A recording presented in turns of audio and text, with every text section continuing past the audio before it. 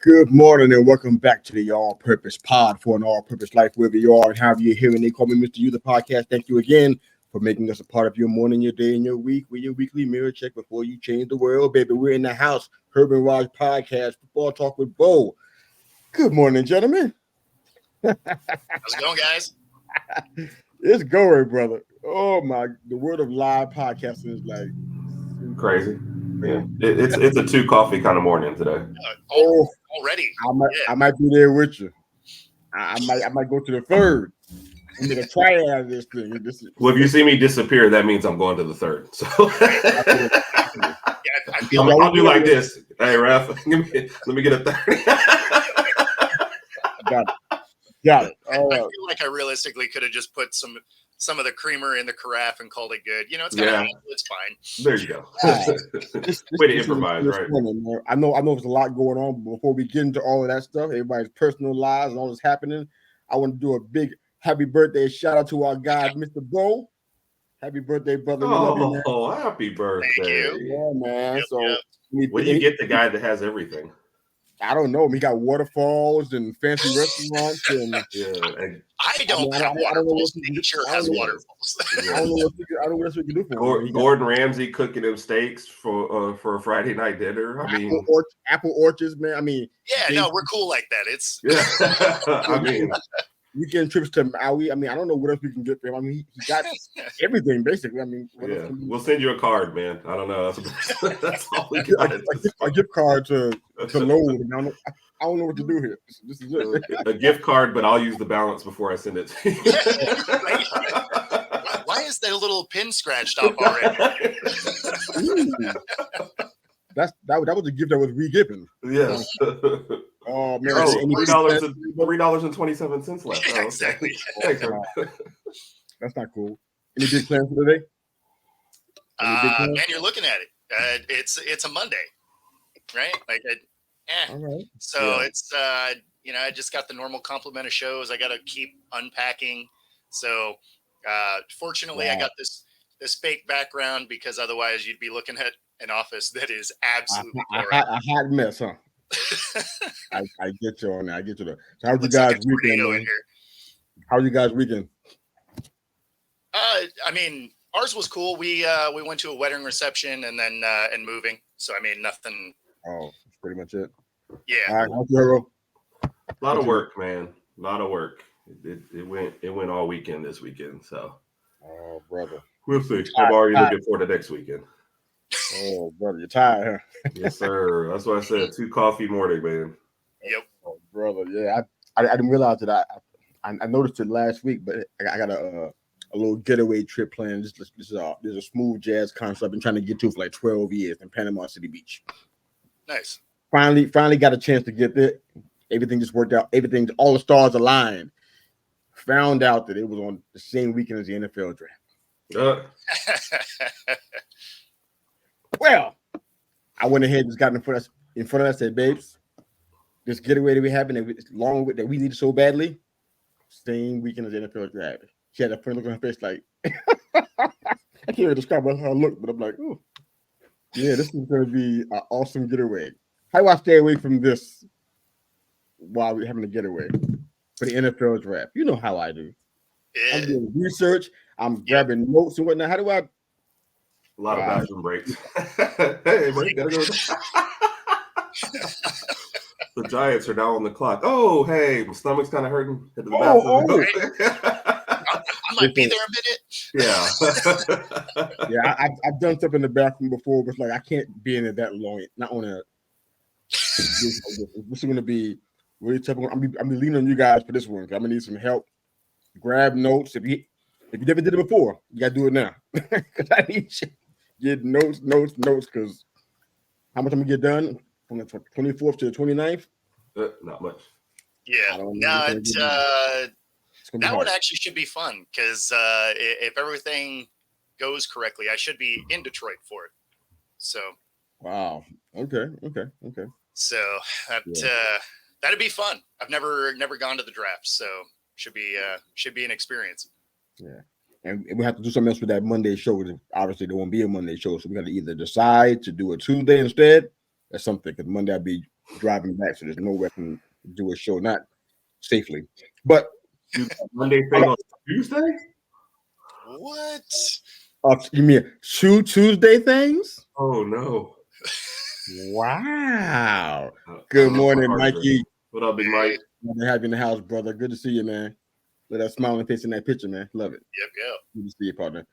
All right, man. Well, as you know, the NFL is not dead, despite popular belief. It's alive. It's so alive, and it's still going, and free agency is still hitting. Not as much as day one and day two, but it's still a lot of cool things happening. Want to hear from you guys and what you saw that you just kind of jumped that at you, what you could see this weekend. We got March Madness that started last night. I guess the brackets were set in place around 8:00 last night. Yep. So we got all the teams in there. Right up front, I'm going chalk for the most part. I'm sticking with my hometown team, so to speak. I'm going UConn for the whole thing. So I already did my bracket. You guys can see it on ESPN. I think yours are going to be there too. That's where we going. So I'm going UConn. I ain't changing my mind. How they get there is another story, but I'm going UConn. But a lot of trade that took place. There was like 3 deals that took place. I want to chat about those two as well. That impact kind of early what's going to happen with the quarterback race in the early first round. I know our team, the New York Football Giants, is in the market for a quarterback. I think they have to be, but I think the confusion is whether they're going to do that with the first pick, with the number 6, or wait until the second round and try to grab somebody. So that's kind of what's going on there. But they got 3 trades. I run them down. Maybe we'll talk about what we saw this weekend and what we liked. First one, the Texans traded their 1st and 7th round picks to Minnesota for a 2nd, a 6th, and a 2nd in 2025. So strong likelihood that Minnie's going to try to move up to get a quarterback. So we have reason to do this in this situation. So I'm hearing names like J.J. McCarthy being predicted, but we'll see. Second trade is the Steelers. You heard about that. We talked about it a little bit last week. Traded Kenny Pickett in a 4th round pick to the Eagles to be Hurts understudy. I have no idea what the point of that was. But for a 3rd round pick and a pair of 2025 7th rounders. We thought that Justin Fields was going to be the target, and he indeed was. He was traded for in that not long after that. And the 3rd deal with the Commanders trading Sam Howell, which is a shock to me. I want to hear your thoughts on this one, though, bro. Commanders traded Sam Howell, a 4th and a 6th to you guys, Hawks, for a 3rd and a 5th round pick. So you can go ahead and chat about that real quick on the Seahawks front bowl. I know you talk about it on some of your shows, I'm sure, as well during the week, and we talk a little free agency and get into it, man. So so that one was a little weird to me. Okay. And only because of what they gave up to get him. I feel like you gave up more than you probably had to, especially when you have a guy like Justin Fields who went for a 6th. Right? So I feel like you overpaid for Hal. I understand that they mostly were just trading picks around, right? It's not like they were doing anything crazy, right? They traded some picks and they get Howell, and they did need a backup since the Giants got Drew Lock. But I don't know. Like it's weird. I think you probably just could have kept Drew Lock at that point. It's not like you upgraded at that backup position. Right. That seems like the same guy, right? Like they just tried to get a little younger, maybe, and that was it with it.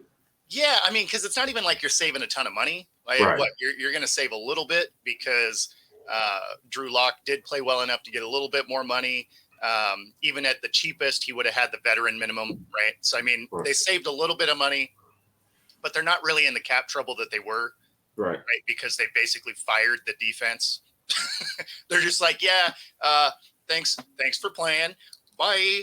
Like, so it was, we still don't have a lot of defense, which is interesting.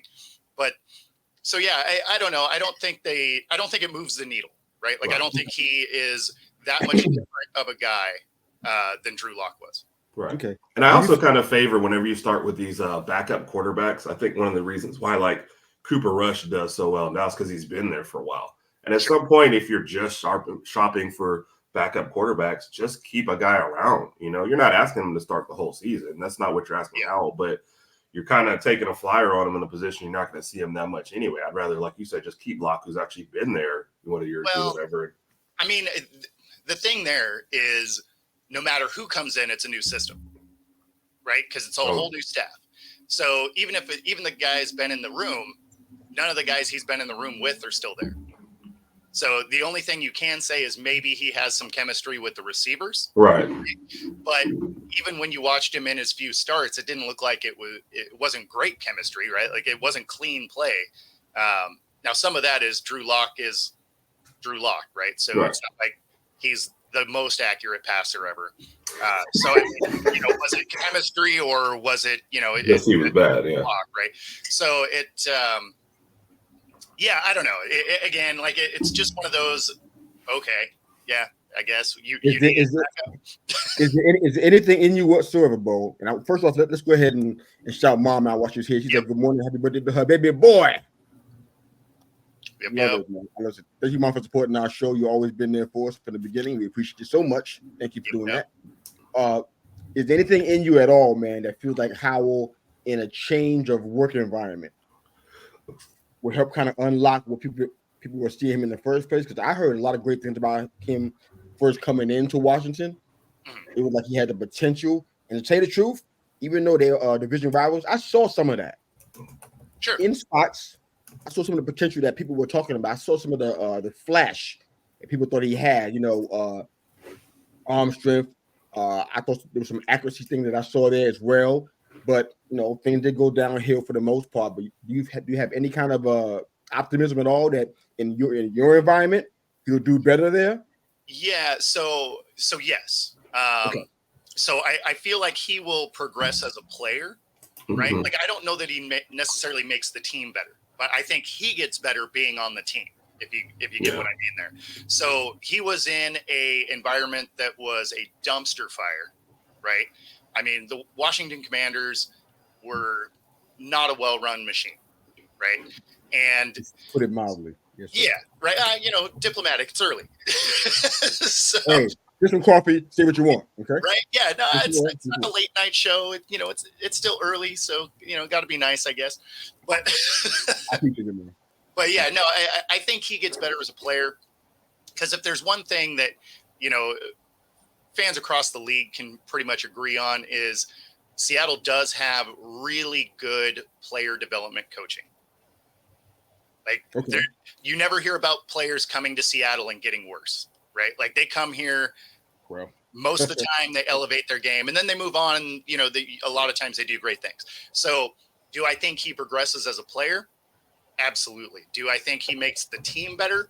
No, I think him, Locke, like that all would have worked. Okay. We got Jeremy B is letting us know that Sam Howell might push for Gino's job. Another comment from him. Sam Howell was way better than Drew Lock. Well, I think we can all agree on that. I don't see how you couldn't think that. At one time was the NFL yardage and completion percentage leader. After 8 weeks, Drew Lock is a bum. Jeremy never bites his tongue, does he? No, I was going to say, Jeremy sort of hates everybody. Love you, Jeremy. Well, the thing about the Howell thing is, though, they were like 32nd in rush attempts and first in pass attempts. So at some point, you were going to be the passing leader anyway. And I don't know how you throw out a young quarterback. Don't try to balance at all with any sort of running game and then just let him take hits and throw the ball around and go, oh, can't believe this isn't working. Yeah, why is he bad? That's the part right there is hard to handle, man, because even though they're division rivals, you still, if you love football, I'm speaking to people who I think love football. Yeah. People I hear on Twitter, I can tell what they love and what they don't love. I can tell where their hearts are at. But for me, I was a football fan before I start picking, geographics and saying, I knew about the Orange Crush and the Purple People Leaders way before I was even saying, I'm a full-fledged Giants fan. I was a fan of the NFL football. So I watched the Commanders. I watched them play, even though they are rivals. I watched them. I know they would have benefited from trusting their running game. We talked about it last week with Eric Bieniemy and his influence in that area and not trusting the run a lot. We talked about that. And that was part of their undoing. And it's like Sam Howell might be in a whole different spot, might not be in your team right now if they had embraced the run and worked to their strengths. But they didn't do that.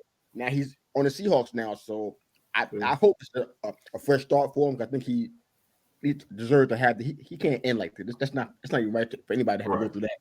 I think it's just another case of where you've got a young quarterback and they're like giving up on him or trading away and talking about him, but like you didn't put the good environment around him. And for Eric Bieniemy, like I know we talked about already, so I don't want to get too much into it.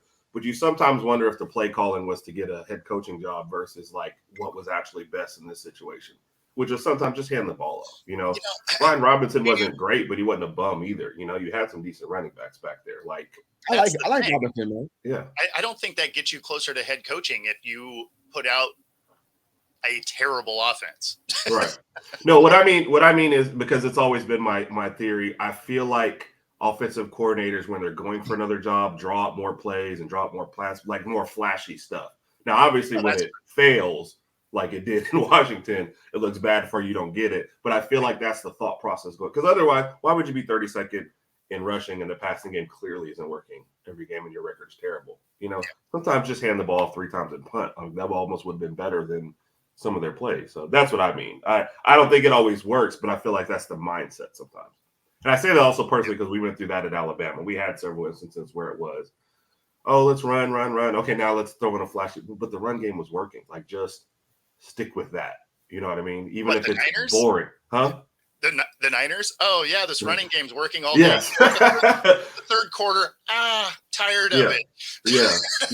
And then sometimes these guys want to prove they're smart. And it's like, look, we already believe in you. Just win the game, and everyone will love you. You know what I mean? So, yeah. All right. So Jeremy B is dropping some more knowledge about Drew Lock. Man, you know what? This place right here, this is what we do on social media. No offense to you, Jeremy B. We love you. We got a little history. I love you. Nothing personal. But I can't go here and do. I can't go here and do this. I'm gonna tell you why. Because I'm not in the NFL, right? If I was in the NFL, what I'm saying, it'd be a different story. But I'm not. I'm talking about the NFL, and it's like somebody who gets there. I can't.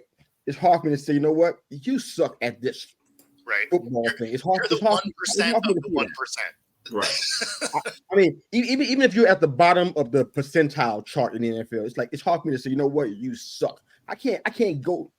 You're ineffective. Maybe things didn't go. Like, it's hard for me to go this far and say this. Now he's on our team, so I'm really hoping that you're wrong. You know what I'm saying? But I mean, I can't say that you suck. I mean, because I see him do some things that were pretty decent. He actually won a couple of games, and I think with Denver, he helped them out with that. So I mean, he won games here in Seattle. So yeah, I can't say that he sucked, but he's undisciplined to some degree, and there were 3 players that came in this deal. You're telling me Noah Fant's a bum? Right, because he was a throw-in player. Like, what are we talking about right now? Because Noah Fant, I can't do that. Yeah. That's starting to see personal. Like, it's like I want to. It's not that. It's like we get excited. I mean, we love sports so much. We get excited. Now, you, Jeremy, I'm talking about just in general, and we start saying stuff, especially on Twitter. It's like, where's that coming from? There's no basis in truth for that. I mean, because for somebody to suck in the NFL. Members can back it up for us. Go to their stats, we can see it.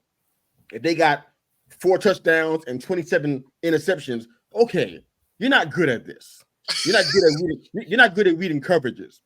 That kind of stuff. So it's like, oh man, Jeremy's coming back. Let's keep moving. We'll grab them comments a little later on. Hold on. I don't want to back and forth. That's not what help us out tonight. Okay, excuse me. All right, so we're going to those 3 trades now. So we know that Howell kind of gives Gino a backup. The Commanders, I guess they get picked so they can move up. I think if nothing else, just to have more cushion, because they're going to definitely do something in the with the second round, with the second pick. Mm-hmm. Guaranteed they're getting a quarterback, especially now that Howard's gone and they don't have anybody else back there that I can think of. I think they got rid of the other backup too. I think it was Bissett. I think they moved him too. So he's definitely doing something with that second. I'm looking at no, man. No, what Mike just said. Stay focused. I don't want to do that. No, it popped up. He has the little red dot, so it drew now I got to press buttons and whatnot and show people stuff, man. I don't want to. No. I was just going straight to the bottom. Yeah. There we go. Yeah. I see that. I told you it feels personal. Like what? Like they've got something to work out, man. I didn't. Oh, come on. Okay. I've just never had that strong of feelings, I guess, about Drew Lock. So I'm not.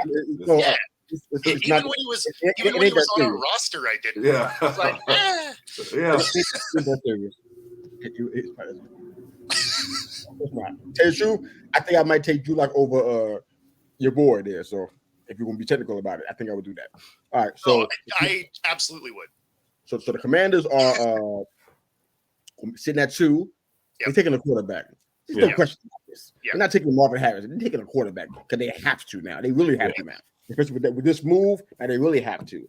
The Steelers, I'm not sure what's happening there. I know we got Russ for 1 year, and then they got a backup Fields for 1 year. Well, I said it before Justin Fields happened. Before he came, I'm like, you guys picking a quarterback? Because I didn't know if the Field deal was going to happen or not, but now Fields is there, so maybe perhaps they won't be taking a quarterback or trying to get one in this draft. So that's fine.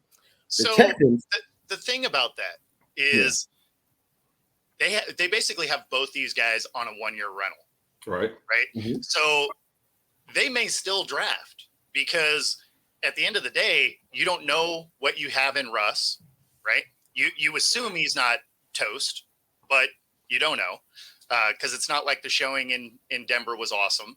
Right. But he also had a team that, didn't seem to like him. So it was, it just didn't seem like a good fit overall. So maybe he bounces back and works great because it is a system that plays into his strengths, right? Yeah. It's heavy run attack, good defense, has a couple of weapons.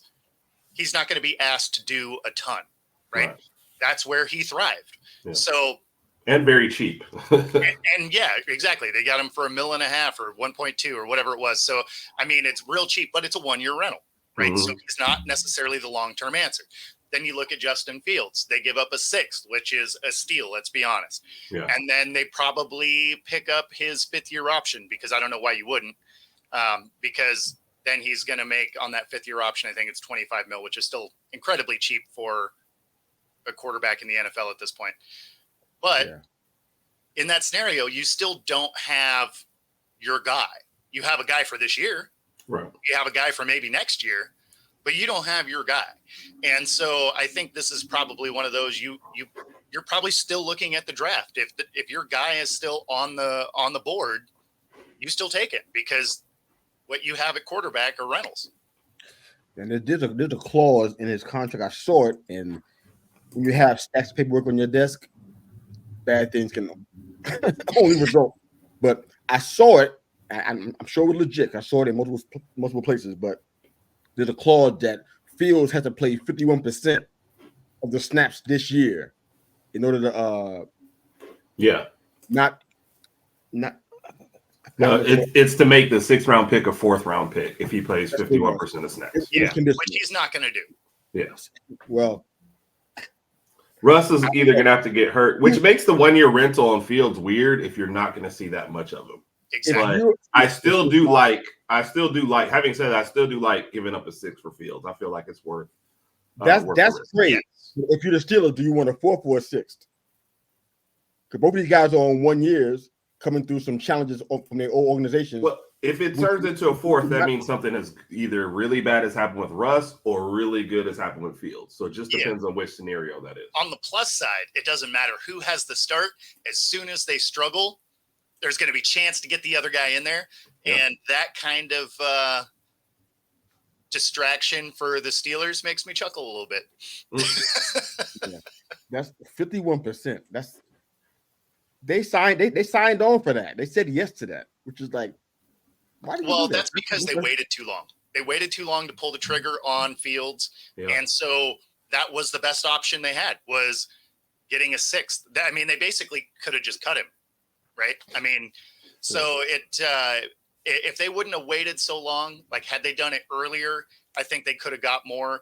Or if they waited, right? If they're just like, you know what? We waited too long. Now we're going to wait until a quarterback gets hurt and somebody has to give us more because they want to save their season.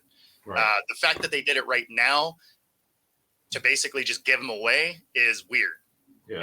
But it's also they said they had a couple better offers, is what they said too. But they decided he wanted to go to Pittsburgh out of the other offers, so they did let him choose a little bit. But I think your point is valid with them waiting too long. They also telegraphed, "Hey, we're taking a quarterback," which also take Fields' offer because nobody's going to go, "Well, we're going to give you a Godfather off Fields." We're like, we know you want to get rid of him. We'll just sit back and wait. So and had they really let him, test that market out when Atlanta still needed a guy, and when the Steelers still needed, all of those, had they done it before, they would have got more, right? Because it's like, okay, we can give Kirk Cousins high dollar, but we can get Fields for less, build around him still, so it's. But again, it's the Bears, so for them to mishandle a situation makes total sense. And and here we are talking about them. You are just you love the Bears, don't you? I'm indifferent to the Bears. No, you're not. I don't. Well, no. What I'm going to say is I don't like their front office because if there is a right and a wrong decision, they're going to be like, "Oh, this is the clear decision we should make." So we're gonna go over here. I feel like they mismanaged Fields from the beginning, like almost from the moment they drafted him till now. And I'm not going to say like, is he a great quarterback? Is he a terrible quarterback? I honestly feel like we have no idea. They have set up Caleb Williams for success better than they have. No, just for like a couple of players they brought in and wide receivers. Like it seems like they're actually trying harder. Yeah, but it's like they almost are doing more for him than they ever did for Fields the whole time he's been there. That's absolutely true. Well, and you knew that they were going to be moving on from Fields because they kept Eberflus, and the only way he can keep his job is if he is trying out a new quarterback. Because even if he's bad the first year, he's going to get one more crack at it because it's a rookie, whatever. Had it been Fields and he was bad again, you're definitely fired. Right. So you knew from Eberflus's end, since they fired the rest of his staff, he's like, "Oh yeah, no, let's get a guy and see if I can, stay employed." Wow. Let's say good morning to the other half of the Herb and Raj podcast. Good morning, Raj. What the obligatory roll tide must be added in, contractually. There's another team that has some very real defense questions now since the Dolphins have fired everybody. Player-wise. You breaking a story today, man? What you got? No. It's you just mean too. They've let go over the they've just let go a ton of their defense. So let whoopings walk. Yeah, great idea. That was superb. It's going to help you out later on. No, that was pure stupidity, but that's my opinion.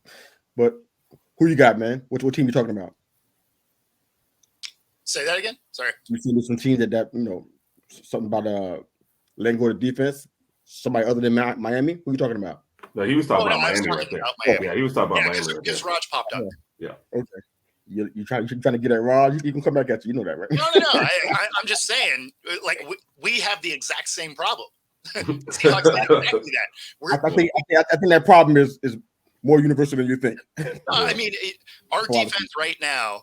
You remember the last scene from Fresh Prince of Bel-Air where it's just Will Smith in the middle of the one they use at memes all the time where they're like, that's Leonard Williams on our defense. That's the one dude they signed. Right? They brought him back and he's just standing there and be like, "Cool, I guess it's me."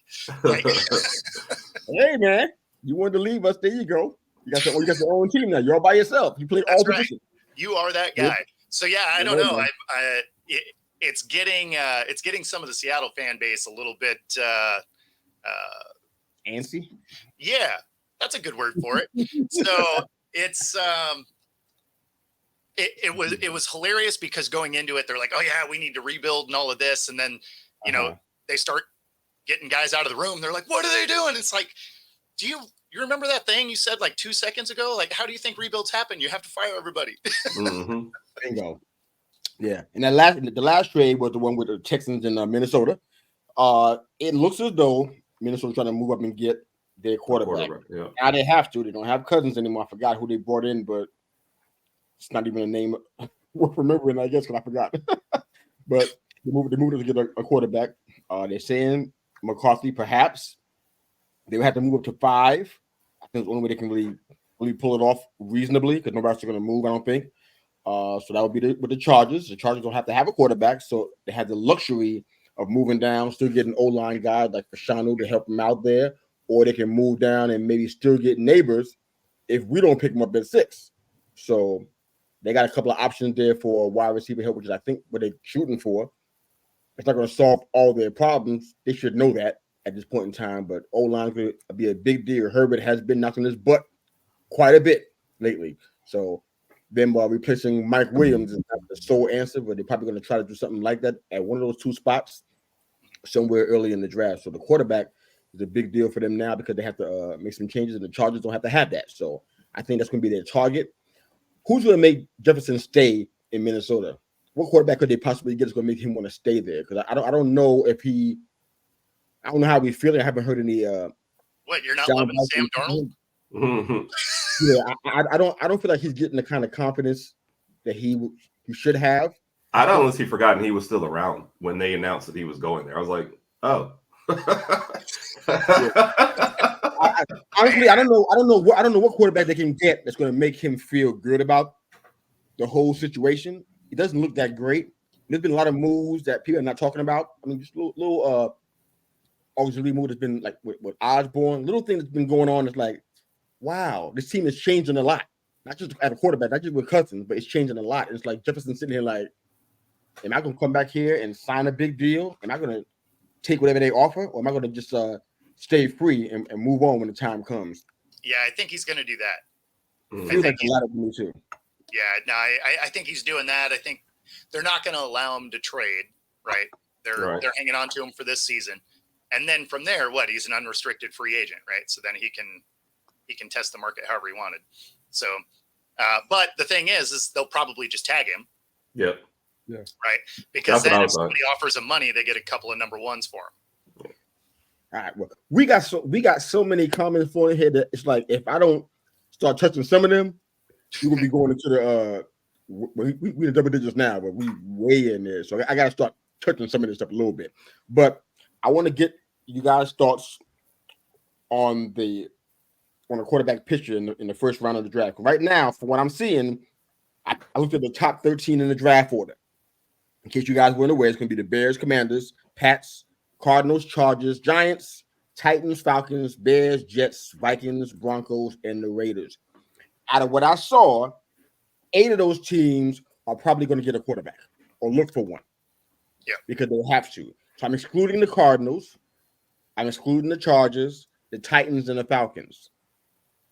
Okay. They already have who I believe they're going to be moving with at quarterback. So everybody else that I didn't name the Bears, the Commanders, the Pats, the Giants, the Jets, the Vikings, Broncos, and the Raiders.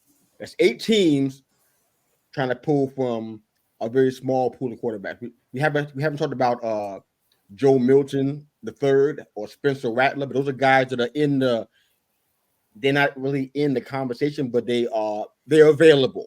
Yeah. The guy from Tulane, if you like him, they're available. But you're talking about out of 8 teams looking for 6 quarterbacks. So it's going to be a fight it's going to be a celebrity death match at this point.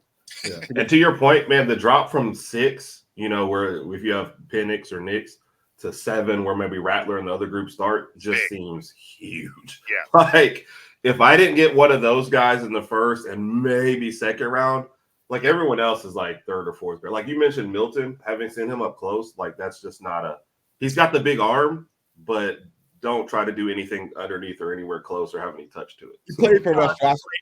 Spencer Rattler went from Heisman Trophy winner Heisman Trophy candidate to 3rd, 4th round. Don't know what you're getting game to game. So yeah, he's a guy that needs a clipboard the first year for sure. Yes, 1,000%. Milton played for us, so I know what he got. I see what he's able to do, his highs and his lows, but I'm not putting him in the top 6, 7 conversation. I'm not doing that, but no, I think so. That's what I did. I went to look at because I didn't know who was 7 at this point, and that's like you look at ESPN. That's where it is. Starts with Spencer Rattler. The guy from Tulane, they had it 8th. Devin Leary from Kentucky, I wasn't impressed with. He was 9th. Joe Milton was 10th. Sam Hartman was 11th. Jordan Travis. So I guess you don't know what you're getting, huh? Yeah, see, and that's the thing. I'm looking at these names. I was like, Devin Leary had a lot of hype before he went to Kentucky. season. Sam Hartman, Notre Dame. The biggest play might remember from him was a run. I don't know any zip passes or great. It just none of these names. He was throwing for heavy yardage. I mean, you have to start at the maybe third or fourth round for any of these guys on the list, and even then, that's maybe a reach. If you have somebody else on that board in the third round, you take them and you just live with whatever is in that group if you're drafting a quarterback. Yeah, hold on, Bo. Hold on. Yeah. Hold that thought. Let's say hello to a few folks, and then we'll jump into your comments. What's up, Chad? Good morning. Thank you for reaching out today. Thanks for joining the show. Okay, go ahead and jump in whenever you're ready, Bo. Oh, I was just going to say 7 through 10 on the quarterback board, I think starts in the fourth round. Yeah, I could easily see that. Yeah. Where? In the fourth? Yeah. Yeah. Wow. It's starting with Spencer Rattler. I mean, these are just guys that you don't think, like, if I have to start them year one, we're done. Like that's easily bad. Not that you want anybody having to start first year, but I trust the first 6 way more. Like I said, you're talking, what's the worst case for like Bo Nix if he's the 6th one? Maybe mid-second round, somebody's getting him right. Exactly. You're talking a jump from the 2nd round to the 4th. That's huge between 6 and 7. I don't see him getting past 12. I don't see it happening because Bo Nix at 12, it just seems really high. That seems high. It seems high to you guys, but these guys need a quarterback. It ain't high for them. Right now, like if you just needed a guy and the quarterbacks are running off the board, then I mean, you may have to reach to go get him just to make sure that you get your guy. But the Broncos been rolling with Jarrett Stidham, and you know this. They're not rolling with that. There's no way.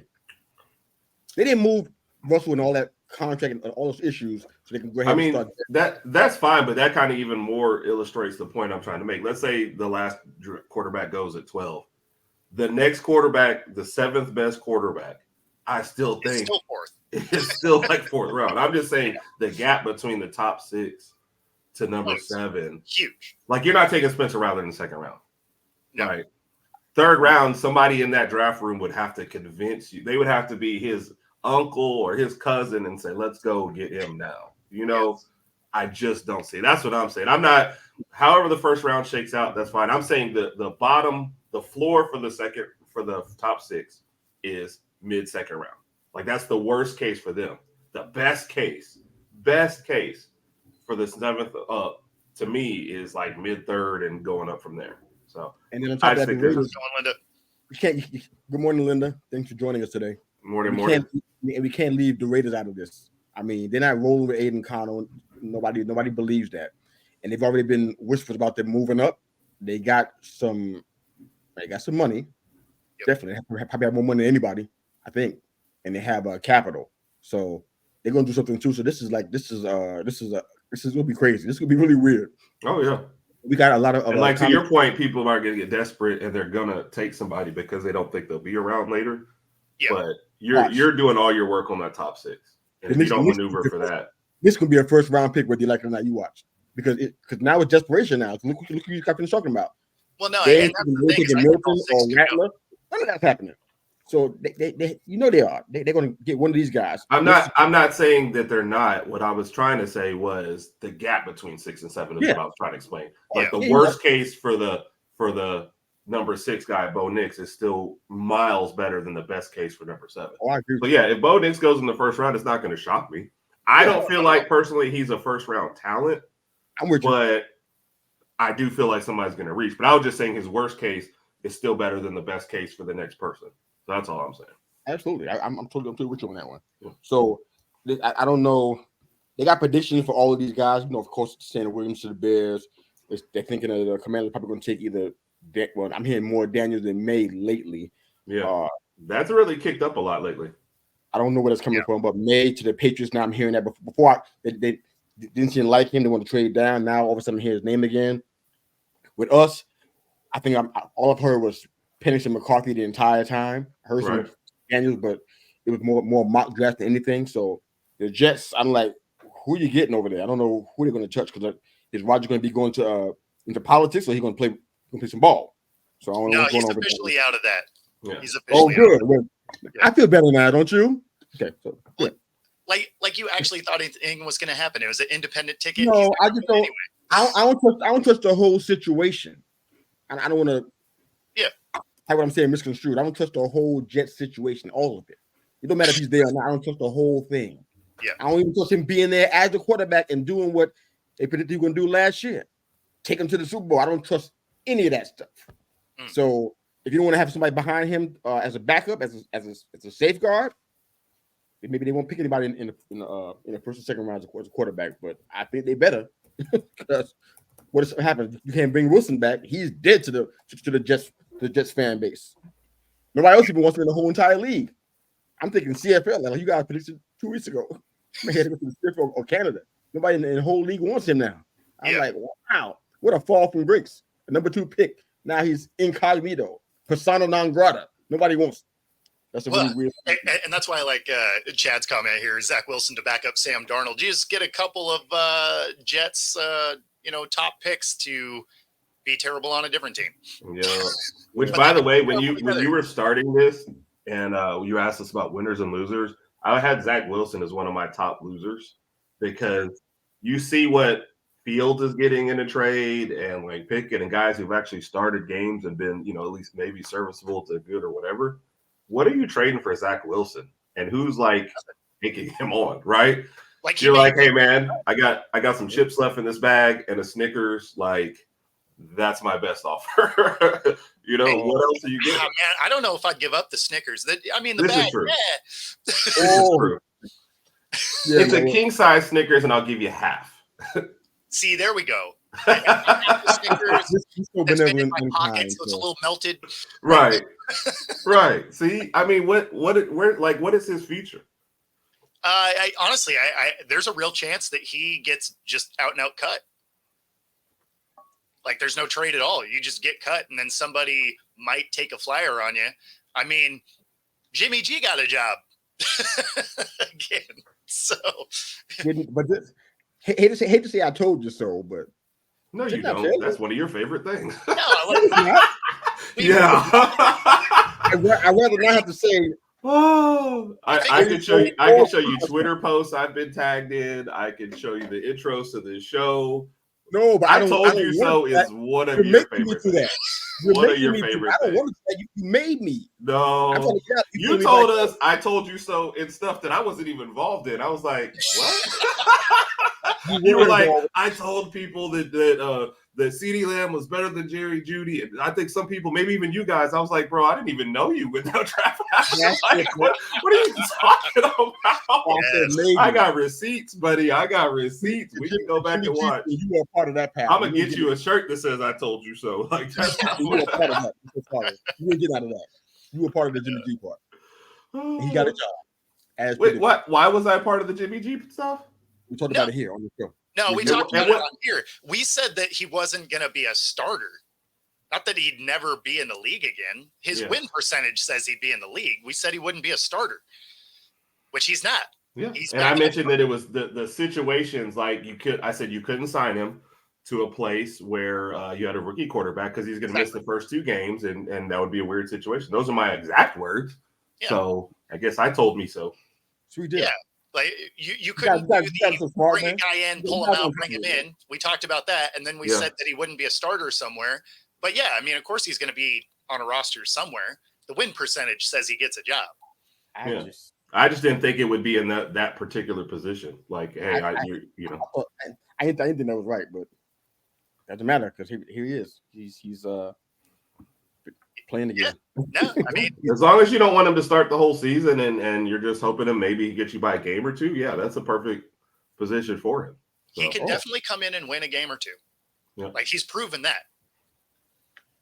He just, but if he has to play very long, he's going to do, Jimmy G things. Yeah. You want a third game out of me? I can't. I just no. In a row. No thanks.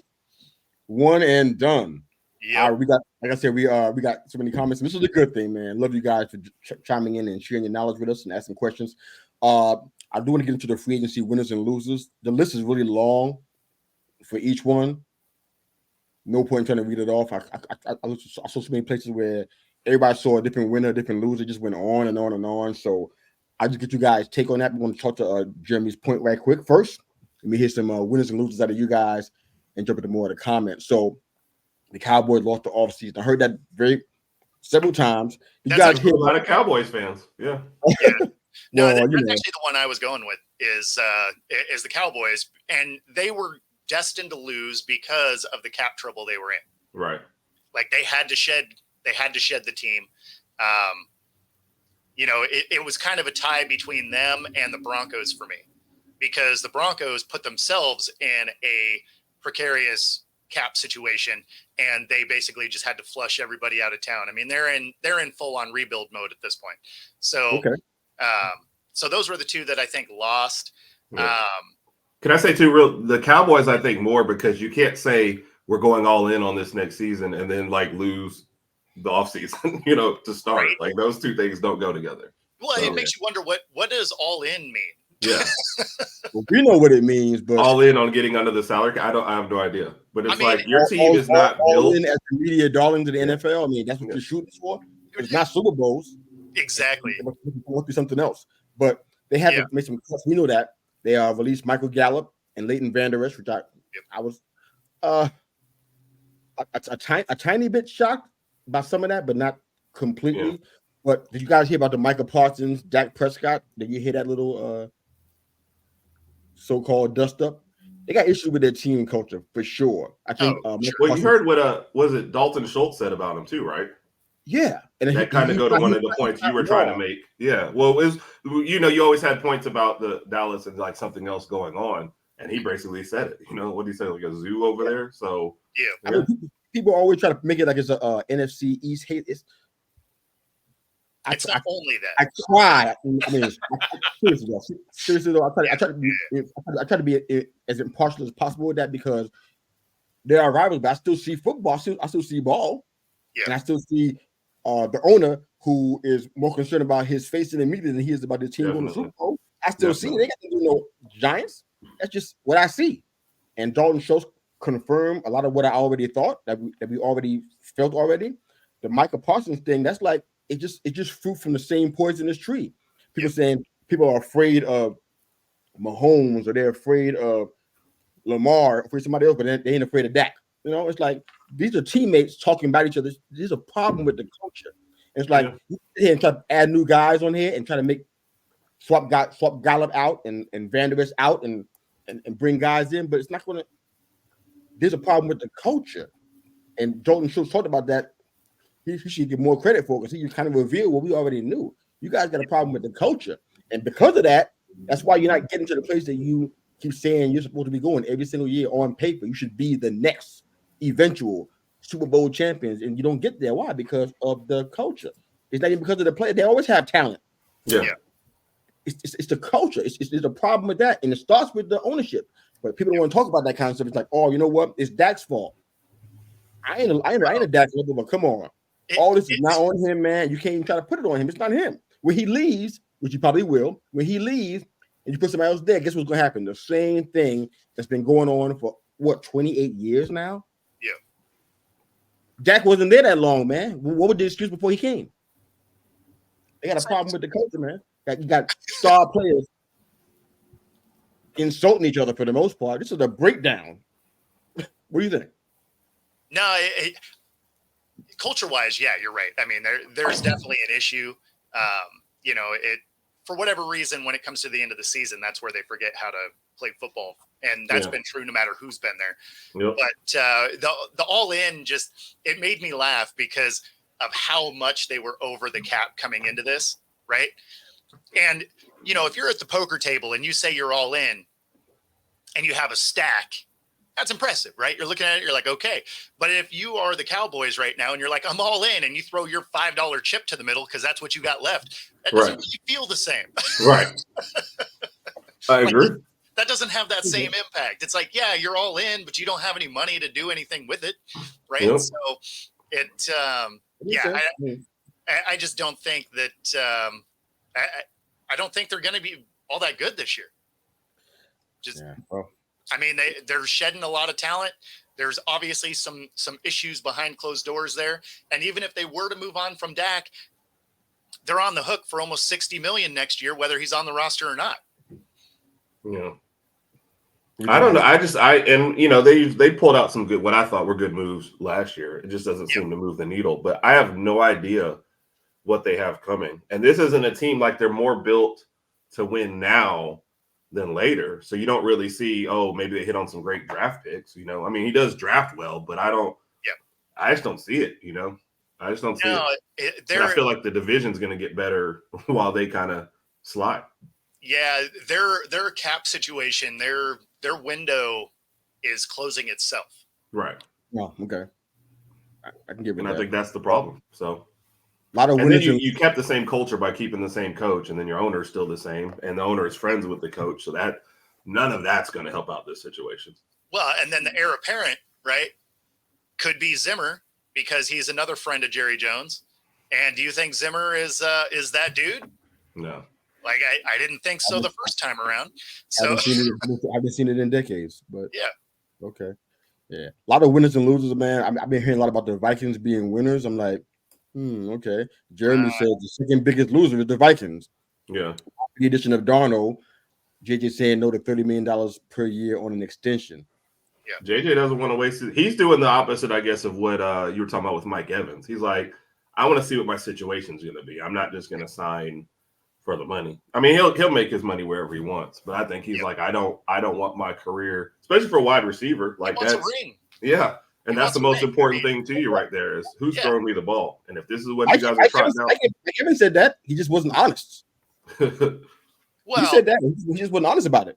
The thing is it was a short contract, so he thinks he's going to outlive the contract to live to play another time, and which he should be able to. So if you're going to get thrown some big money for 2 years, yeah, you might be like, okay, we have a shot in our division because our division's bad. If they happen to get on a run, you still have an outside shot at a Super Bowl.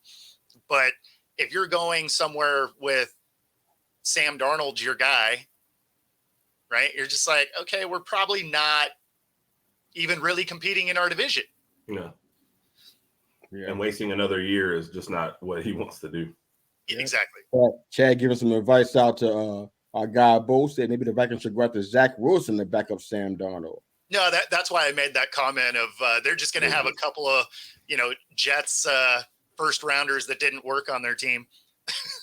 Yeah, that's going to be awesome. The Vikings fans are going to not universally not show up, and they've been known to do that. So I think the Commanders, Giants, Raiders, and Packers are most improved. Thank you, Jeremy B. You guys agree with that? I mean, the Commanders only had one direction to go. Yeah. Okay, fair enough. So, and I was actually listening to a Giants podcast, and I forget the lady's name on there, but she's actually been impressed with the Giants offseason move so far. So she likes the direction that they're heading in. Patricia Traynor? Is that Locked On Giants? Oh no, that's Madeline. Somebody. Yeah. Right. But she's been impressed with what they've done so far. So I was like, okay. Yeah, I guess they played it smart. They played it smart. I can't. I guess I didn't give you my winner. I'm concerned about the quarterback part, though. You understand? I still have a concern about the quarterback part. That's still right. But I think that's what's about to be addressed. So I think none of the backups or the people that were available out there probably moved the needle enough for you versus let me just get the franchise guy. We're not expecting to win a Super Bowl next year anyway. Let me get a draft. I think they're in a position where drafting the guy made more sense than going after somebody else that's out there. I'm with that. I mean, you kind of have to now because first off, Drew Lock, we understand what Drew Lock is. We discussed it earlier. Yep. And DJ coming back off an injury that sometimes people are not ready for by training camp. They're saying he might be, but you don't know. Right. So he's going to be ready for that. And on top of that, I've been saying it from the beginning. The Giants gave him the kind of deal that gave them a out package after this year. I think they're going to take that. Like I said, you're talking about, I think the number was about $27 million difference between keeping him past June 1st or letting him go. I think they're going to do that. I think it's good. A lot of the Giants fan base is divided, especially on Twitter. My God, it's like a it's like a death match out there every single time I go on my timeline. You know what I'm saying? It's like guys are fighting like DJ needs another chance. I'm like, we watched him for 3+ years. I know the O-line wasn't great, but I mean, Eli, there's some numbers and some stats out there. I'll find it at a different time, but Eli played with a 30th, 31st ranked O-line, and he had record numbers, throwing for like 4,400 yards. I mean, and Eli's not nowhere near as mobile as DJ is. So no, Eli tell me did how have he a did better that. defense, though. Huh? Eli did have a better defense, though. Not helping him on the field, though. He's on the field throwing the ball, trying to be protected. I know, but it meant he got more opportunities. Because the defense he had could get turnovers and stuff. I mean, that was something that this Giants defense lacked some of. So I mean, they were able to get stops. They were able to get him the ball back. So even though some of those drives weren't fruitful, he had a couple extra drives over what Daniel Jones did. You know what he got to enjoy this year. So I mean, I agree that Jones is more mobile, but Eli had a significantly better defense. That's fine. You know what I'm saying? But what I'm trying to make really is that, you know, he was kind of dealt with the same hand as far as the O-line is concerned. And when he's out there on the field with the ball in his hands, protection matters to a quarterback. Sure. And the situation is not, it was kind of comparable. And DJ was known for being able to be mobile and move and make plays with his legs, and still did less with almost the same amount. That's kind of hard to understand. So most fans think he deserves another chance. A lot of fans like, you know what, we done seen that before. We seen that movie. It's time to move on from it. So we'll see how that goes. But Roger chiming in this draft class, which quarterback will have the most successful NFL career? For some reason, I'm leaning toward Bo Nix. That is a troll. No, he is lying. He is. I don't believe it. You believe it. He's saying that because Bo Nix went to Auburn, and so he's just poking fun. That's 1,000%. I also agree. I don't know if we're posting all the Jeremys, but I don't think Bo Nix is the most pro ready. Oh, I don't think so. I feel like Bo Nix, he got better, but he upgraded his talent significantly going from Auburn to Oregon. So that definitely played a part. And I still think he gets a little bit too happy feet back there. And I don't think he's like kind of more of a pro style. He's more like a let me improvise guy at times still. So. I think Penix and Nix could both benefit from not starting their first year. Agreed. Oh, I didn't think you were attacking me, Jeremy. We were just having fun. Yeah. and I don't think anybody's thinking Locke is that guy. No. Nobody thinks that. We didn't disagree with your points. There just seemed to be a little more personal to your points than, you know. Yeah, I think you were attacking me. I think you were trying to burn down Locke's house. Yes. He's on my team. I don't think that. It's not like that. All right, Big Mike is chiming in. Who else in the Cowboy division got better, though, not name the Eagles? I think Jeremy already pointed out Washington and the Giants. And then you also have to add in, like, they've made decent moves beforehand, and then each of them drafting, hopefully, their franchise quarterback coming up. And then what my point is not that the division's getting better where they're going to compete next year, but if the Cowboys have this 1 year window, the Eagles continue to improve, and then Washington and the Giants make moves 2 to 3 years from now, the Cowboys window is completely closed.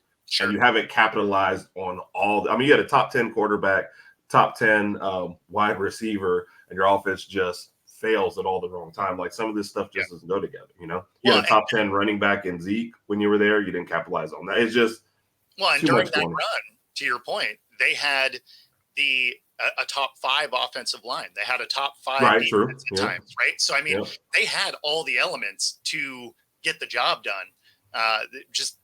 It's where culture and coaching came up short. And you get into January football, and they're just like, nah, it's cool. Cabo sounds fun. Like, and I think that's it. Thank you, Jeremy, for jumping on, man. Have a Appreciate great it, Jeremy. Love the comments, man. Have a good show. Definitely. Appreciate it, sir. Thank you so much. Yeah. All right. Well, there's a couple things, but there's a lot more questions and comments in here. All right. Big Mike is dropping some knowledge on Zach Wilson. He'll be an MVP in 2 years in the UFL. Wow. Already keeping him out the league. How about that? If this actually happens, if he becomes the MVP in the UFL. This is a stretch on my part, but I don't mind stretching in this case. If he's the MVP in the UFL, he might have a shot in the NFL then. Yeah, no, he'd get another shot. Yeah, he just has a lot to rebuild. You know, he didn't look good on the field. Then the off the field stuff. I mean, his image needs a rebuild too. It's as well, the off the field stuff that's killing him. Yeah. It's the leadership it's the intangibles. Those are the things that people are like, he's got a good arm, right? He can make the throws. It's the processing, it's the leadership, it's all of that they're just like, right. We haven't seen what we need to see. I don't like his footwork either, but that's another story too. It's a lot of things going on here. Jeremy dropped the question a lot earlier. Like I said, there's so many comments. I hope I get them all. Forgive me, guys, if I don't, there's a lot I haven't even touched. There's about 15 I haven't even touched yet. But word is that Giants want McCarthy at 6. How'd that make you feel, Mr. U? He's not even here to hear the response, so he already left already. But yeah, for me, it's like that's he knows I'm a Michigan fan. That's why he's asking that question. Yeah. But for me, I'm like, okay, I don't lay too much credence into the idea that he doesn't have arm strength, that he can't throw down the field. I just think that Michigan, what they were doing, they decided to run more. I mean, well, why not? Nobody was stopping it. Yeah, even they just didn't ask him to do it. Even the best run defenses weren't able to completely limit what Blake Corum was able to do. And that was their forte, that was their bread and butter. He still would do, maybe not in the first and second quarter sometime, but in the third and fourth quarter, he would run it down their throats and they couldn't stop it. So why not keep using that, exercising ball control, the run game, keeping the guys on the D-line on their heels? I mean, why not? So I don't feel like he can do that. I've seen enough to know that he can do it. With that being said, we need a quarterback without question. I always kind of went back and forth between him and having Penix. I know Penix is a little bit older and he got some injury issues, at least some histories of that. I don't know where he is health-wise now, but he's good health-wise currently. I would like either one of those guys, me personally. Ideally, if I can pick mine right now, I would say I want to get a wide receiver with that 6th pick and get a quarterback like Penix in the second round. That's what I would like to do if I thought that would work. But with all these guys that are hungry for a QB, that may not happen for you. So you want to make sure you get the guy whenever you can. Yeah. That being said, Jeremy, I'm good with it because I don't feel like that's a bad play there. I like him better than I like DJ, and that's before he played the NFL snap. I like him better. Just some intangibles, some things that I see that his ability to kind of deal with the pressure and still stay cerebral and not get in his head about it. I didn't see that with DJ a lot. So McCarthy kind of has that. At least I saw it in college, anyways. Yeah. In the NFL, I would rather have McCarthy than DJ, to be honest. Me too. I can't choose between him and Penix. I don't think I can do that competently right now. But I'll take one of those guys if it was up to me. That one's funny because there are some questions about McCarthy, and only because he wasn't asked to do a ton of stuff because the running game was so good. So that's not really an indictment on McCarthy. That's just the system they were running. Right. Penix, really of the group, probably throws the best ball, right? Mm-hmm. Like he throws an amazing football. The question he's probably like one of the best pocket passer, I would guess, for sure. In this group, he wasn't out there trying to scramble. He was trying to hit his spots from there. Exactly. So for Penix to make sense, you have to have an organization that is good at drafting offensive line, because he's not going to be that guy that can scramble around like a Bo Nix, right? Like he can do things off schedule because he's athletic enough to move around.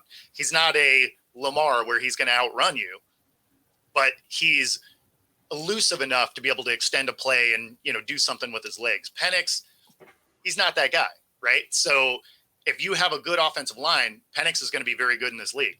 If he gets thrown behind a bad offensive line, he might get hurt. Okay. Historically, I think we've done historically, people can look at the last several years. I'm talking about just historically, we've done good at drafting line guys. It's going well. In most recent years, not great in my opinion. I don't like much of anything that we did, except maybe with a couple of exceptions. With John Michael Schmitz and Andrew Thomas, the Ryan Neal situation, I don't know what happened there. I would love to see they would go ahead and try him at guard and see if we can get something out of that of consequence. Because right now I'm like, oh my God, they didn't bring John Runyon in for no reason. There's a reason why they brought him in, and he's the reason why. So there's a lot happening there. Look at this here. He texted me the same thing. So he said, let's look at this in 10 years. So I think Knicks will have a great career. The audacity of Herb to accuse me of trolling. So basically, Raj is bookmarking this. Basically, he has never said anything like this to me before, so that's why it was shocking. Plus, it's Bo Nix. So I mean, okay. And Raj, to your next comment, I've apologized for that several times as well. Yeah, we're at a point right now in the show. We'll probably just be best for us to go ahead and get into the comments and comment on those. No point in going forward with the rest of free agency. I got plenty more that we ain't no way we're going to touch it. So let's go ahead and get to the comments. But I want to go ahead and touch on this one from Raj first, and then we'll go ahead and backtrack to the rest of it. Okay, so because well, first off, Raj, while we're doing this, please explain to us in the comment section why you think Knicks is going to have the best career of all of them, because you hadn't explained that yet, and I'd love to hear that from you. All bad about Evan Neal. No explanation. Well, how many times have I apologized for the Evan Neal thing? So we're definitely about 3 or 4 times you apologize. Yeah. So I'm like, my only question to you is that, do you think he can be a guard for us? Can he help us out in that regard? Because if not, he's worthless. Yeah. As a tackle, at this point, you got to try, right? Like, you got to get some value. Yeah, no, he's perfect as a tackle. He lets people tackle. Tackle, yeah. No, he might be better if he started tackling. At least then, grab off. At least then the quarterback's not taking the hit. With a standing matter, guard, with a capital D on the end, guard. That's what we need. So I don't know what his value is, but we got to try it. The Giants don't seem to be moving in that direction just yet. I'm like, what you waiting for? You got to try it. You got to. This is not good. But yeah, long story on that one. Okay, let's jump into some of the comments. We didn't even touch March Madness. Brackets started yesterday. You gotta get your brackets in? Nah, I was moving. I'm not playing in the brackets this year. Oh no. You got time to do that. You can do that after the show. But what are you talking about? You can do that. This ain't but 63 picks. You can do it. Go chalk. No, this time around I skipped it. Wow. Yeah, we actually did a bracket show last night, and we're giving away 2 title towels to whoever wins. Are you kidding? I got up at 4 this morning just so that I knew what trades happened this weekend. So all right. Get through all these comments, man. Then we go ahead and close out. All right, so Jeremy, boys, Bears and Ryan Poles got a half-eaten bag of chips that may become a full bag of chips if Fields play 51% of the snaps this season. I just don't. They got to be really not contending with Russ in the first 3 or 4 games for him to play 51% of the snaps, or well, maybe 7 to 8 games to make 51%, something like that, somewhere around there. So Russ had to prove himself in the first 8 or 9 games. All he needs to do is, if he gets in only like 3 or 4 games, throw the ball every play. Like, no matter what happens, no matter what the play call is. Yeah, right. Well, no, that's snaps. Oh, sorry, snaps, not throws. Yeah. So I guess he needs to extend as many drives as possible. What I'm curious about is if they do some Taysom Hill type stuff with Justin Fields and Russ. They're gonna do something, man. That's a 4th, man, over 6. Well, no. It's not that. Like, the Steelers don't care if it elevates or not. They prefer it doesn't. They don't want to lose a 4th. They'd rather just lose the 6th. So they're not invested. They gain a 4th, right? What? No. If the Steelers gain a 4th because it's a conditional 6, so they get a 4th. No. The Bears get the 4th. The Bears get it. Right now, the Bears have a 6th. If he plays 51% of the snaps, the 6 changes into a 4th. Yeah, the Steelers have no. They don't care if he gets any snaps. He gets to the bench the whole year. It doesn't matter. In fact, they would probably go out of their way to make sure that he doesn't get 51%. because it saves them a draft pick. Yeah. But the thing is I think you could see some kind of unique offense alignments with Russ and Fields on the field at the same time. Yeah. Sure, why not? And Fields wanted to go there too, though, so he's looking forward to this as well. So the whole thing could be interesting. Hope he feels that way when the season's over. All right. So Jeremy said Eric Bieniemy has to be the only guy that gets interviews for just the Rooney Rule. Oh, Jeremy, come on. That's harsh. Although we did kind of touch on this last week by saying we didn't think race was the reason why he wasn't getting hired versus everyone else. Exactly. No, I think hopefully I laid that out pretty well. That I didn't think that at all. I gave like 4 or 5 different examples of why there was other team culture stuff going on, player miscommunication, a rigidness when it comes to play calling. I named like several different things. I don't think that at all. The Washington stint did not help him at all. Yeah, the rigidness of his personality. I mean, there's just, I don't think race had anything to do with him not getting jobs. Now, does it exist in the league still? Of course, but I don't think that was a reason for him. Right. Yeah. And just on that point, last thing real quick, I hate when people like say, if you don't agree with this one, you disagree, you don't agree with any of it. No, this is an isolated case. Just has to do with Airbnb, not with the rest of the coaches. All right. Yeah, I really like the ones that'll end up blowing up your comment section because you'll make this point. You'll be like, oh, no, I think it's actually just how he's interviewing. And then all of a sudden you're like, you're racist. It's like, wait, what? I know. Just because I like apples doesn't mean I hate oranges. Like, what are we talking about? Thank you. This is one case. This is one person I won't defend. The rest of them we can talk about, but not everything. So, all right.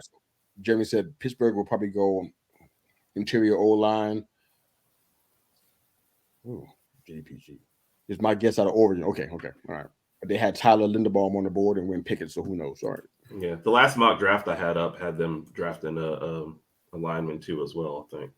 That makes sense. Okay. Big Mike said, I think they want Russ to show Fields the ropes and try to make him like what Russ was in Seattle for all those years. If it doesn't work, they don't lose much.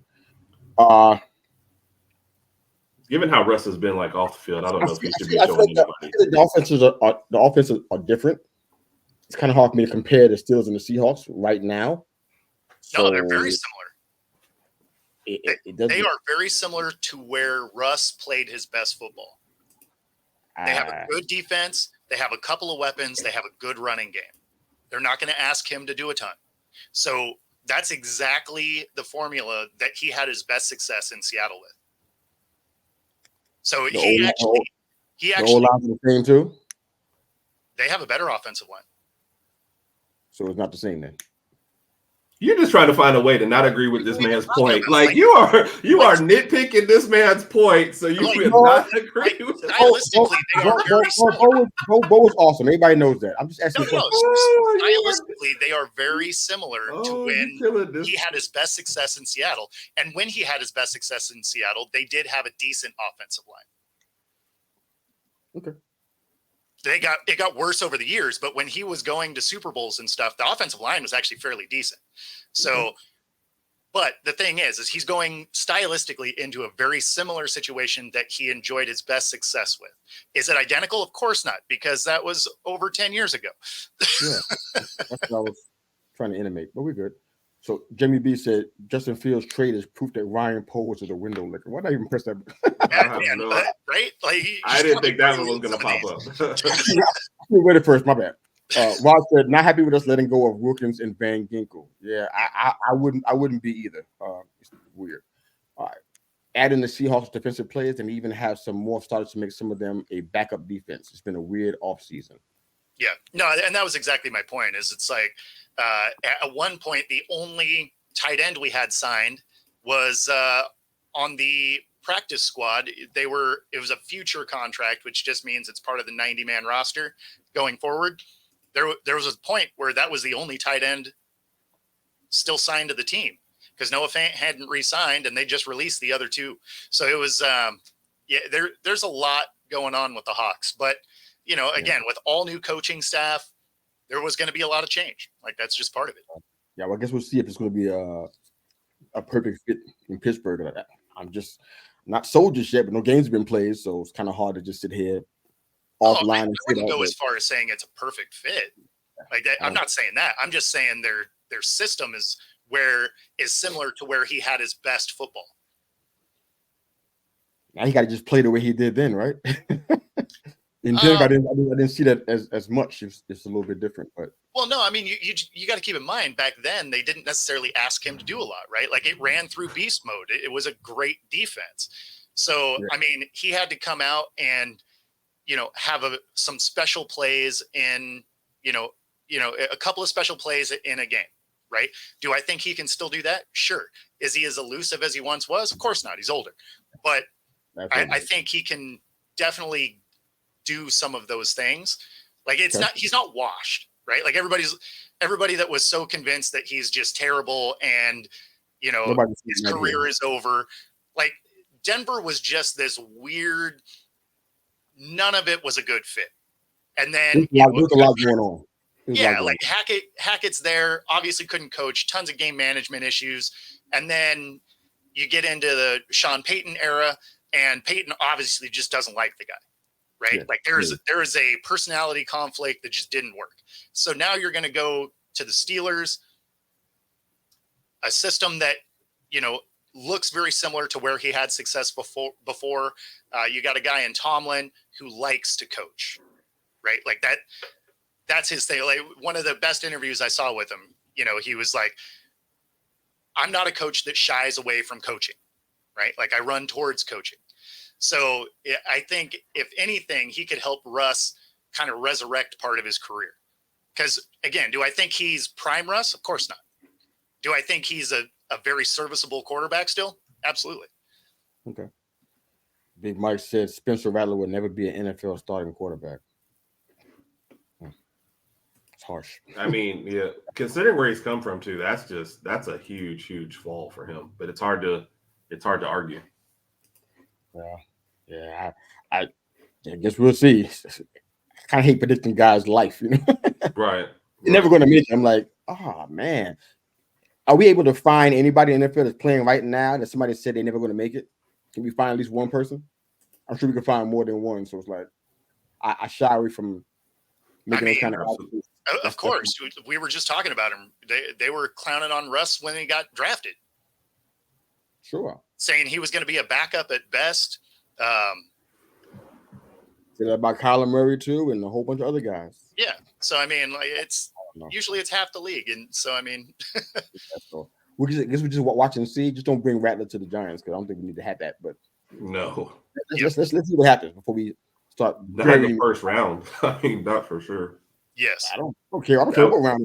That would be crazy. Don't bring him here. Let him practice somewhere else. All right. So Jeremy said, just remember the only coaching staff that went to Oregon's pro day was Chicago. They could shock the world and pull Mitch Trubisky 2.0 moves. I just don't see that. If you want Bo Nix, you can trade back in the first round, get some more capital, and still get him at that point. You do not take him number one. I would be look, I'll go if I'm wrong, I'm just wrong. But if you take him in number one, that's got to be one of the hugest blunders just because he's available later. Yeah. So okay, there was a comment from Jeremy that I cannot press. Sorry, just can't do it. Chad said, look at Billy King's hands. Kenny Pickett. He probably won't be a starter because he is too busy flipping burgers. Man.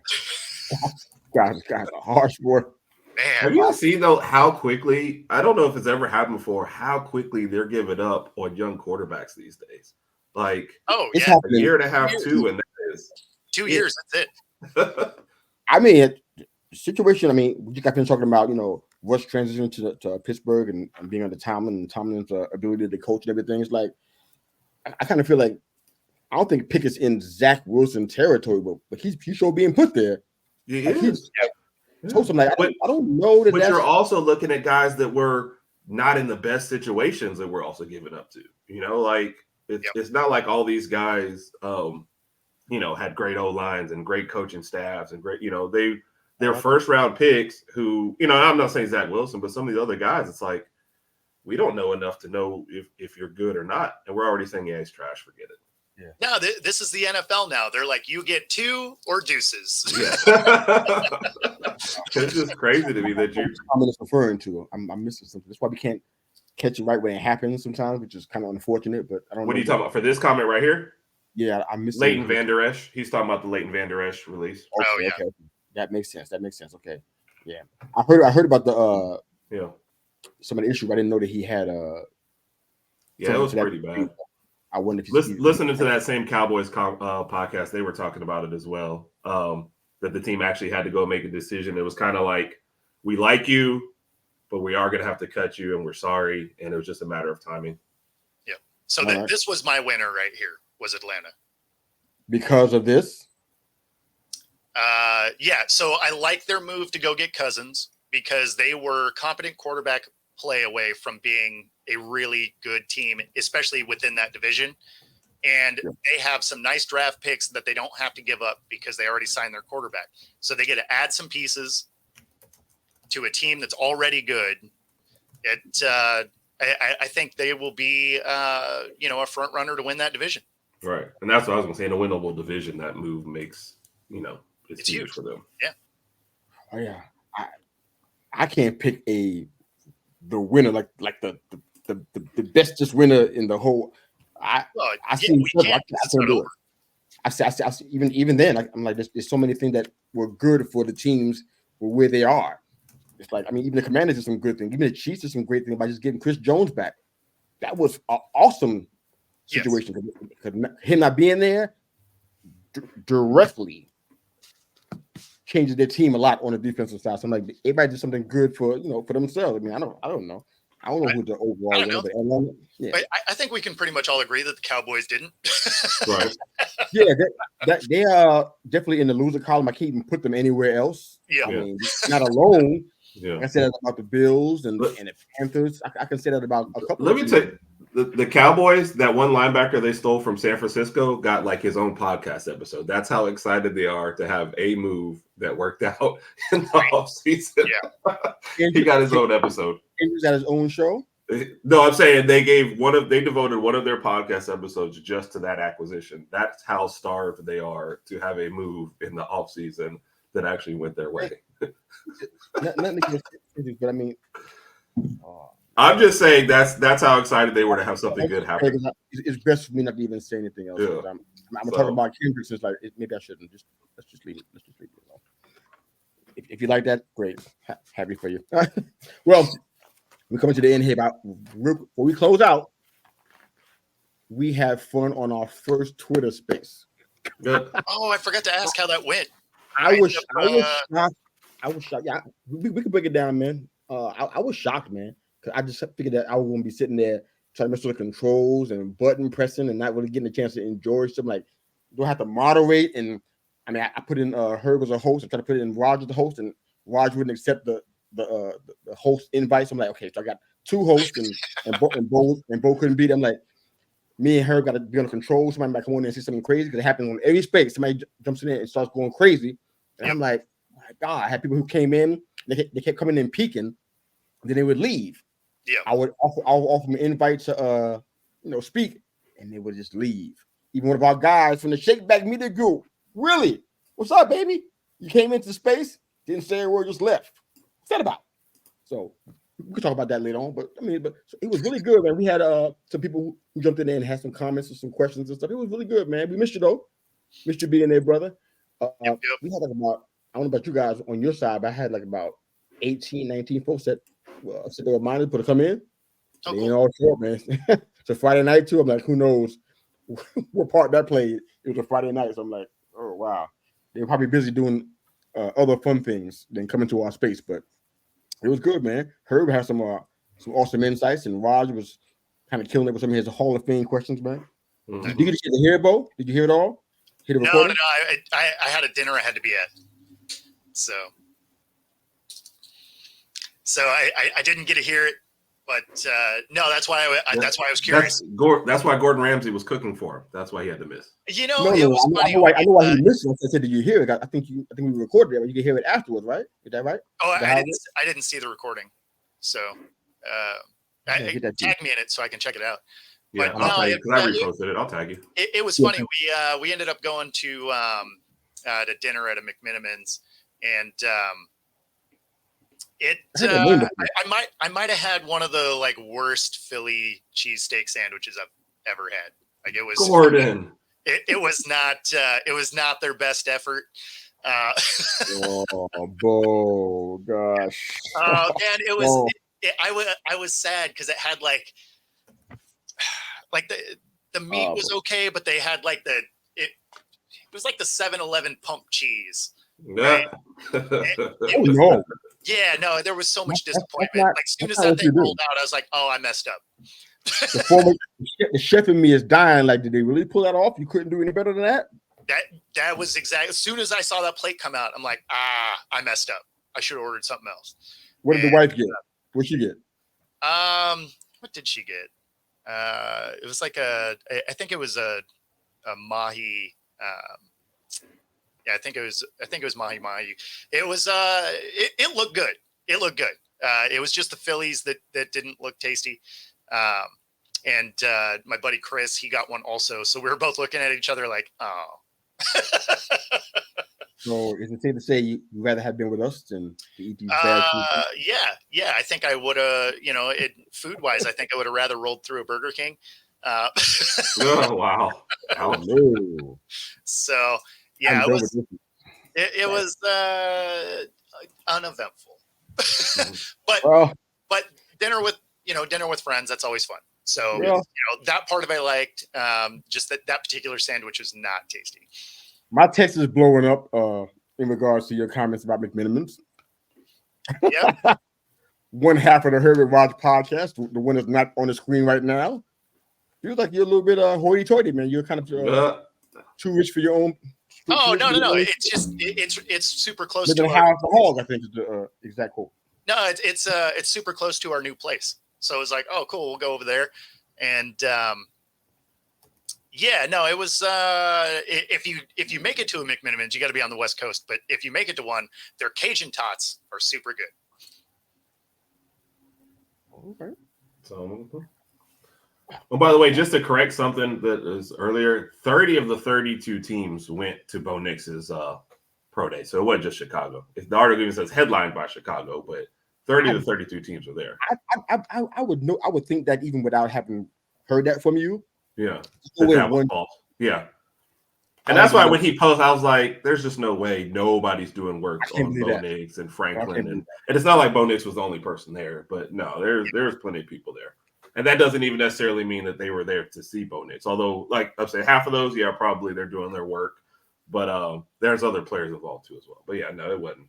Worst quarterback in drafted, put it like that. Yeah. Yes. So when and to that point, because like what you were saying earlier, when this first started, when the college football season first ended, I was like 3 for sure first rounders. The last 3, I'm not late first round, early second. I thought that was it. And the closer we get, more free agency go. Now I'm like, yeah, they're all getting squeezed in the first round. Like it's happening. So wow. All right, man. Well, guys, it's been an awesome show as usual. Thanks again for making the show one of the best ones I think we had in quite a while, which is a good thing. We're trending upwards. We're doing spaces now. We got people tuning into the show. We got our comment section was the best it probably ever has been. Not sure what to attribute that to, but you guys are promoting the show. I mean, I promote you guys, even if I'm not on your show, I promote your shows because I believe in what you guys are doing. So I promote Monday, Tuesdays, Wednesdays, and other stuff you're doing during the week. So when's our next space? I'm hoping it's going to be really soon. I can't commit to every Friday. I think it's probably a horrible idea. As a matter of fact, from just what I saw the last time, I wonder if Fridays was the reason why we had the tournament that we had. I mean, I'm out here saying it on live on the mic, so I'm just. Yeah. But I feel like not a great turnout, but a good first space to work out some kinks. So well, your first one's never going to be a good turnout. Yeah. So absolutely, I was happy with it. Let's talk about that offline, man. Let's go ahead and get another space in because I'm ready, man. I think the topic, that topic, if we do what we talked about doing, no spoiler alert, but if we talk about that, it's going to be a hot one. If you go that route, that topic's going to be fire. So let's talk about that offline so you can make that happen. But aside from that, man, tell everybody where they can find you. Let's get out of here. Go ahead, Herb. Herb Raj, you see if you're Twitter, X, you see our thing there and our tag there. And Herb Raj Podcast, you can look up for us on YouTube, see all our videos, see all our replays. And Bo, I did tag you in the space so you can check it out when you get a chance. Perfect. And then, so Football Talk, Football Dash Talk on YouTube, Football Talk with Bo on all the socials, and of course, in about an hour and a half on Roku TV.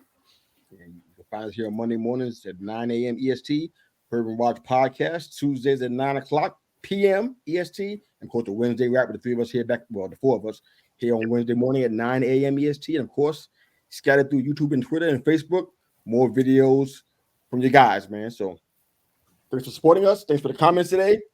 Love it all. Love you guys too. Coach out.